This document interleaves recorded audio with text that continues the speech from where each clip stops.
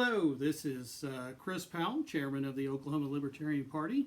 I'm visiting today with Robert Murphy, who is running for House District 45, is that correct? House District 45, that's right. So, as the Libertarian candidate in House District 45, tell me a little bit about where is that district and what kind of community is in that? Yeah, well, it's really East Norman.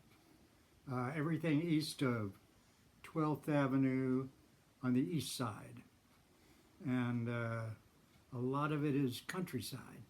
A lot of East Norman out by the lake. A lot of open space, a lot of farms, a lot of small ranches. While inside Norman itself, inside what you might call the urban part, there's several thousand, 10,000, 20,000 people, but then spread out over 10 or 15 miles are another 15,000 people. So it's very dense inside the city, but very sparse and scattered on the outskirts. So it's a combination of urban and rural, that kind of district. It's a puzzle. And so what kind of issues do you think are important to the voters of House District 45, and what kind of issues are you trying to bring out to them to think about? Well, what I'm really trying to do, one of the big issues is, of course, the turnpike that the Oklahoma Turnpike Authority is trying to get through. It will go in between the urban area and the lake, and people are worried that it will disturb the area around the lake and disturb our water supply, which is understandable. There have been a lot of people proposing that it be placed east of the lake and out of the Little River water area, and I think that'd be best. It really though, the Oklahoma Turnpike Authority has a lot of power, and I think that this needs to be addressed in the enabling legislation. That needs to be modified so that the Turnpike Authority has to listen to the people that are going to get this road built on their land. Right now they don't have to. They just use, eminent domain to take people's land. A lot of people upset about that in East Norman, as they should be. Also, I have some legal reforms that I want to initiate if I get elected. One is that I think that prosecutors should be liable when they break the law. And I would make it a felony. I would like to make it a felony for any prosecutor or law enforcement personnel to knowingly withhold evidence of innocence in a criminal trial.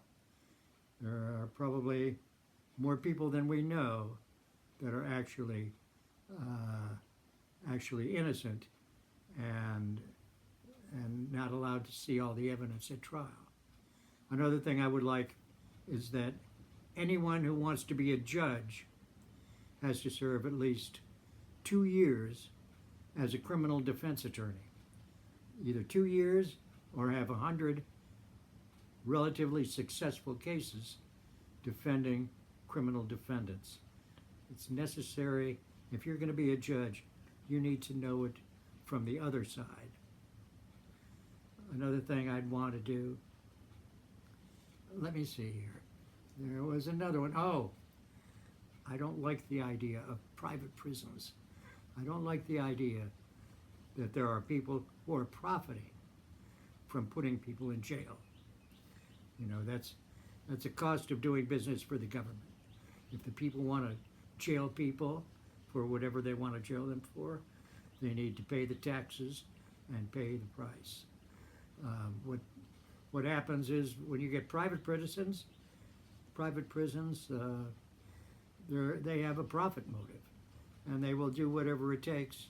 They will cut down on staff, they will cut down on food and medical care in order to make sure that the profits are kept high. I really don't like that. I also don't think that any member of the government, anybody who has any access to making laws or enforcing laws or judging laws, should not be able to own any stock or bond or anything to do with a private prison. So those are my legal reforms that I'd like to do.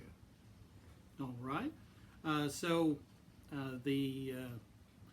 The election is, we're probably about I don't know, 6 weeks maybe. 6 weeks out, and so that would be on November 5th. Yeah. Do you have any thoughts about the general election and campaign climate right now? Oh man, things are crazy. Everybody has Trump derangement syndrome. You know, the progressive side of the country, the Democrats, they all think that the world will end if Trump happens to get elected. And then the Republicans say, of course, that the world will end if the Democrat gets elected. So they're trying to make it as if this is the most important election ever. And Again. well, again, yes.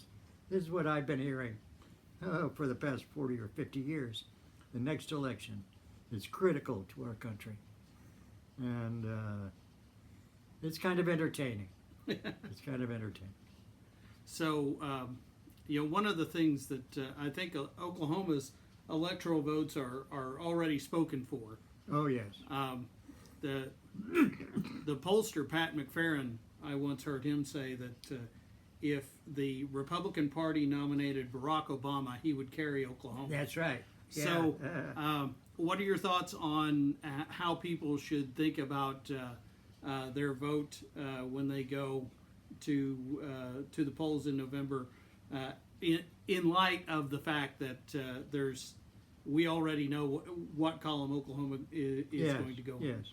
Well, I think that if you don't want to vote for Mr. Trump, I think your vote is wasted if you vote for the Democratic Party candidate. If you really want to make a note or make a voice, have a voice in what's going on, a vote for the Libertarian, a vote for Chase Oliver would be better than voting for the Democrats, because it would indicate that you're really tired of the two-party system, and I think that would be the best way to make a difference. Well, in election circles, among the academic perspective, any vote over the vote that gives a person the first past the post victory is also a wasted vote. So, what would you say about anybody who doesn't want the Democrats to win, but also is not entirely satisfied with Mr. Trump? Yeah. Well, again, Chase Oliver for the Libertarians. It's a way to make a statement.